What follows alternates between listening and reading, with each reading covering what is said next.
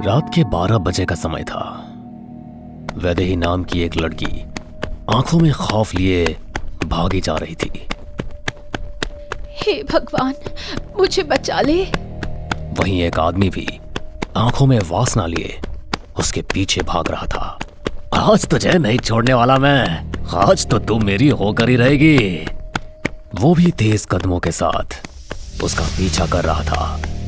वैदेही को कुछ ही दूरी पर डाकघर नजर आया, जिसे देखकर एक पल को उसके कदम रुक गए। उसकी सांसें तेज तेज चल रही थी। वो न जाने क्या सोच रही थी। तभी उसके पीछे से आवाज सुनाई दी, अरे रुक, भागेगी किधर, रुक। ये आवाज सुनकर वैदेही ने आगे कुछ भी नहीं सोचा, जल्दी से डाकघर के अंदर घुस गई। डाकघर के अंदर घुसकर वो एक कमरे में गई और बेड के पीछे छिप गई। इधर वो आदमी भी डाकघर के सामने आकर रुक गया। अरे ये इसके अंदर चली गई, जाऊं या नहीं। उसने कुछ सोचा तो पाया कि वो और अपनी वासना को काबू नहीं कर पाएगा। वो झट से डाकघर के अंदर घुस गया। अरे कहां है तू, सामने आ। वो उसको छिपकर देख रही थी। वो खिड़की से कूदकर बाहर भाग निकली और उसने पीछे मुड़कर नहीं देखा। तभी उस आदमी को बराबर वाले कमरे से कुर्सी के हिलने की आवाज सुनाई दी। उसके चेहरे पर मुस्कान छलक आई और वो उस कमरे में चला गया। अंदर जाते ही उसकी आंखें खुली की खुली रह गई। उसने पाया कि कुर्सी पर कोई नहीं बैठा है, फिर भी वो अपने आप हिल रही है। सामने ही मेज पर एक कागज और एक कलम रखी है।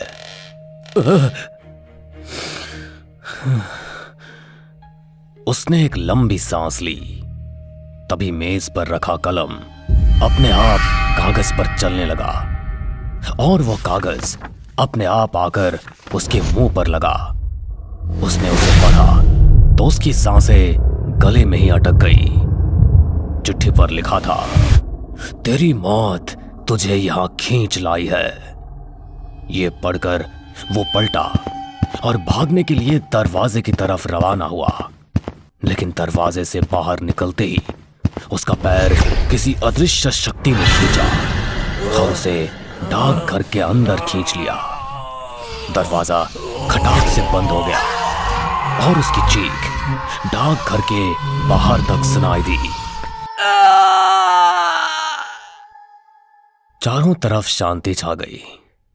डाकघर का दरवाजा खुला और उसका मृत शरीर बाहर आ गिरा।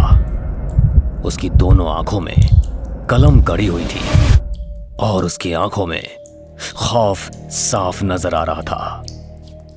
यह रात के 10 बजे का समय था।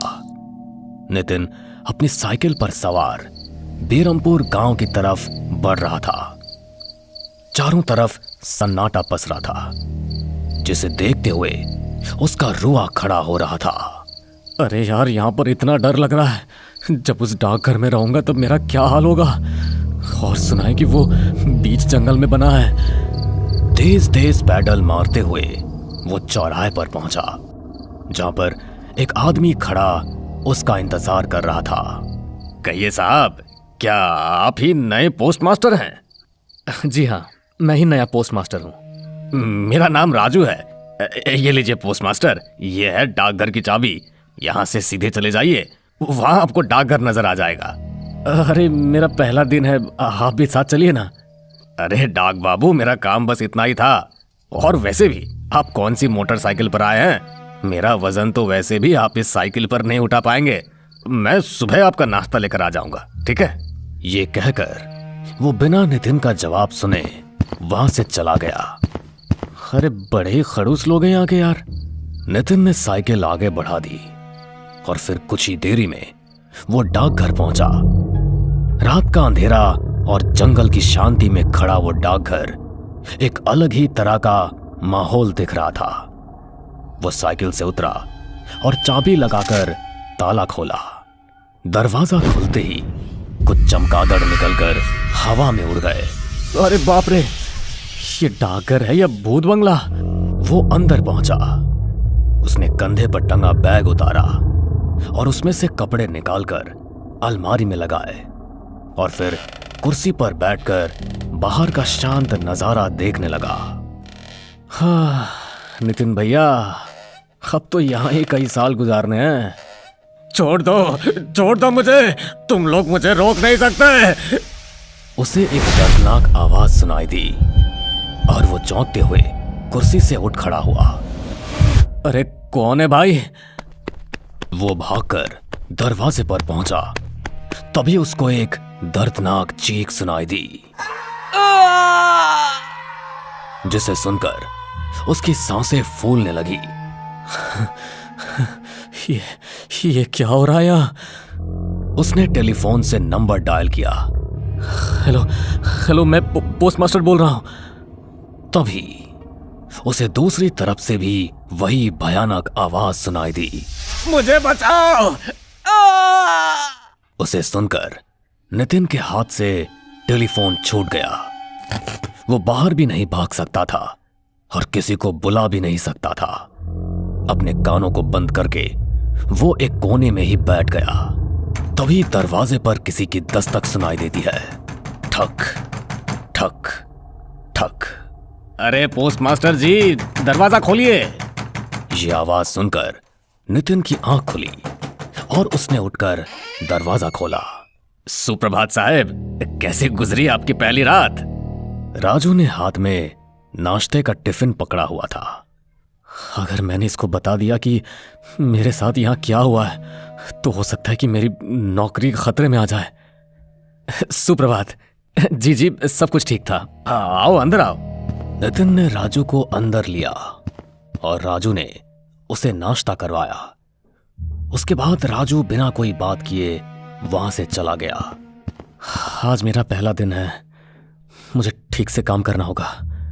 नितिन ने देरी ना करते हुए अपना काम शुरू किया और पूरे दिन वो काम ही करता रहा। आधा दिन उसने फाइल में लगाया और आधे दिन में चिट्ठियां बांटने निकला। शाम होने पर फिर से घना अंधेरा छा गया। नितिन के दिल में अब डर उभरने लगा था। मैं जल्दी सो जाता हूं यार, वैसे भी ये नौकरी नहीं छोड़ सकता मैं। वो बेड पर गया और सोने की कोशिश करने लगा। अभी कुछ मिनट ही गुजरे थे कि बचाओ! उसे एक भयानक दर्दनाक चीख सुनाई दी और वो उठ बैठा। वो कमरे से निकला तो हॉल में कोई भी नहीं था। हाँ, कौन है? मुझे बचाओ! ये आवाज सुनकर उसने पीछे पलटकर कॉरिडोर की तरफ देखा। उसने पाया कि सामने से एक आदमी भागता हुआ उसी की तरफ आ रहा है। वो आदमी नितिन के सामने आकर रुका। उसके शरीर पर जगह जगह खरोंचें आई हुई थी और आंखों में खौफ भरा था।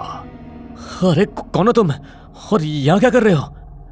वो मुझे मार देगा, बचाओ मुझे! नितिन कुछ कहता इससे पहले ही एक अदृश्य शक्ति ने उस आदमी का पैर खींचा और उसको अंधेरे में घसीट ले गई। नितिन उसके पीछे भागा, लेकिन वो शक्ति उसे बिजली की रफ्तार से खींच ले गई।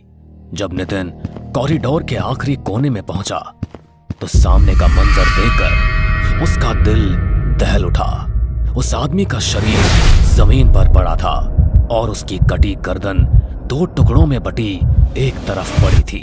ये देखकर नितिन की सांसें तेज हो गई। उसको समझ नहीं आया कि वो आखिर करे तो क्या करे।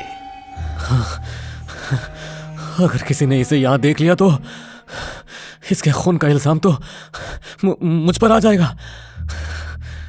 नितिन ने उसकी लाश के टुकड़ों को समेटा और उसे डाकघर से कुछ ही दूरी पर जंगल में ले जाकर दफना दिया।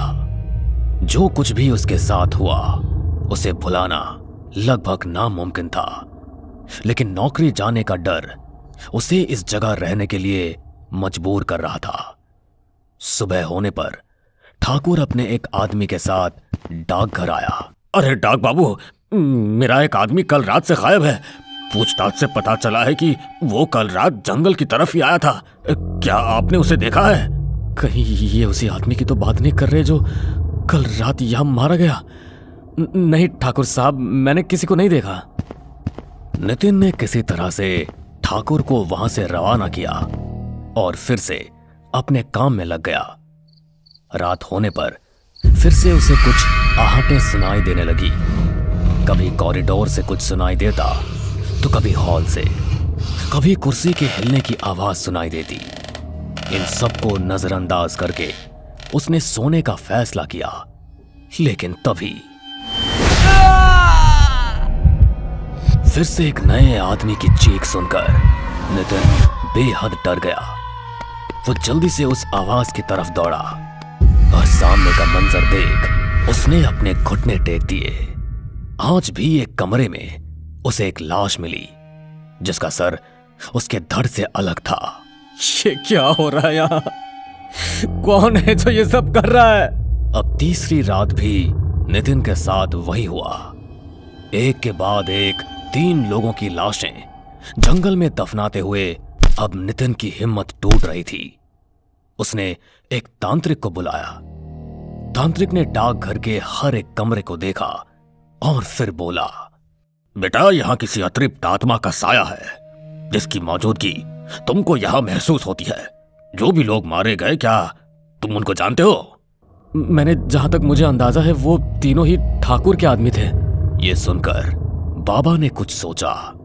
क्या यहाँ कोई ऐसी चीज है जो तुमसे पहले यहाँ रहने वाले डाक बाबू ने इस्तेमाल की हो? ऐसी तो बहुत सी चीजें हैं बाबा। उनमें से एक वो कुर्सी है, वो रात को अपने आप हिलने लगती है।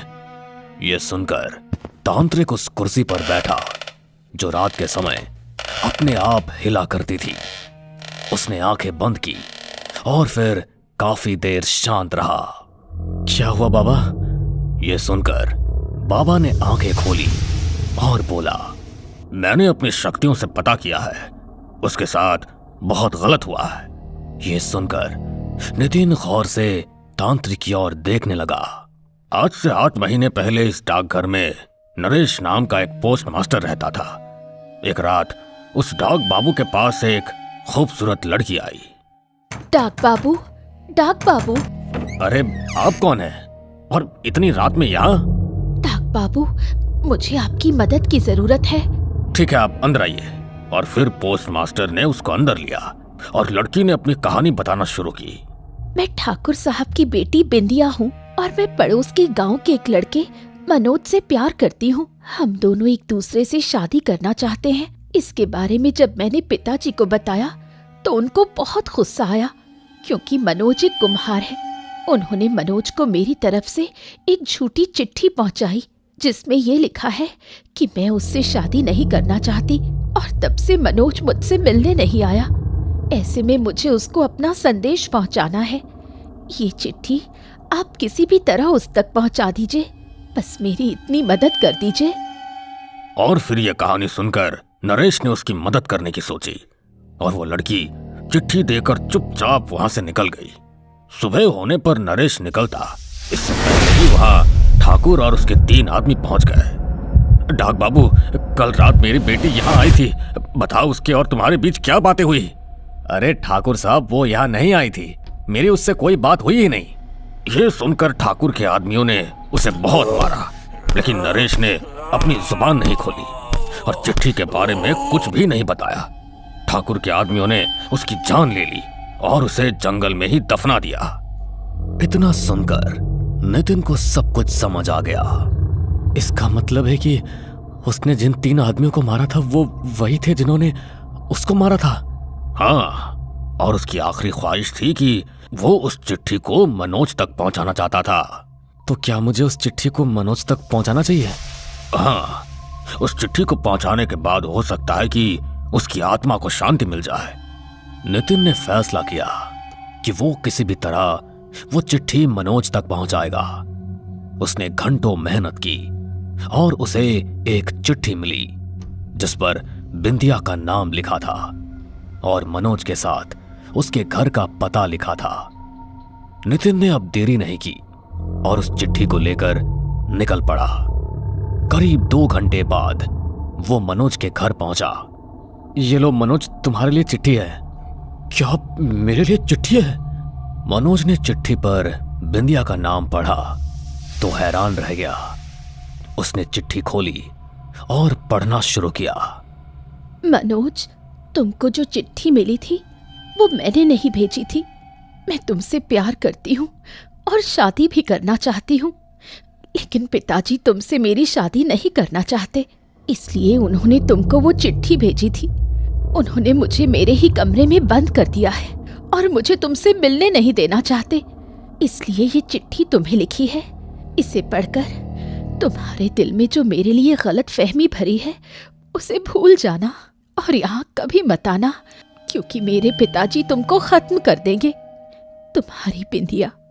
बिंदिया की चिट्ठी पढ़ मनोज की आंखों से आंसू निकल पड़े। ये चिट्ठी 8 माह पहले लिखी गई है। आपने इसे पहुंचाने में इतना समय कैसे ले लिया? दरअसल जिस डाक बाबू को ये चिट्ठी बिंदिया ने दी थी उसे ठाकुर ने मार डाला था। मैं मेरी बिंदिया को उस कैद खाने से निकाल कर रहूंगा। मैं अभी उसे लेने जा रहा हूं। देखिए, अगर ऐसे अकेले गए तो ठाकुर तुमको भी जान से मार देगा। चाहे कुछ भी हो जाए, अब मैं नहीं रुकने वाला। 8 महीने से बिंदिया मेरा इंतजार कर रही है। या तो उसका हो जाऊंगा या मौत का। ये कहकर मनोज ने अपनी साइकिल निकाली और निकल गया। नितिन भी अपनी साइकिल पर बैठा और ठाकुर की हवेली की तरफ रवाना हो गया। मनोज ठाकुर की हवेली पहुंचा। ठाकुर साहब, कहाँ है मेरी बिंदिया? उसे देखकर ठाकुर हैरान रह गया और उसके चेहरे पर गुस्सा पनपने लगा। तो तू है वो मनोज? अच्छा हुआ तो यहां खुद आ गया। अब तुझे और अपनी उस बेटी को जिसने मेरी नाक कटा दी है, दोनों को आज ही खत्म कर दूंगा। ये कहकर ठाकुर ने अपनी तलवार निकाली। उसी समय नितिन भी वहां पहुंच गया। ठाकुर साहब, ये आप ठीक नहीं कर रहे हैं। पोस्टमास्टर, तू यहां क्या कर रहा है? नितिन कुछ बोलता इससे पहले ही नरेश की आत्मा भी अपने भयानक अवतार में वहां प्रकट हुई। उसे देखकर ठाकुर के सभी आदमी वहां से भाग गए। अरे भागो, भूत भूत! ठाकुर की आंखें खौफ से फट पड़ी।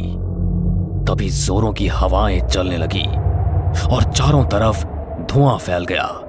ठाकुर की तलवार उसके हाथ से छूट गई और उसी की गर्दन पर आ गई।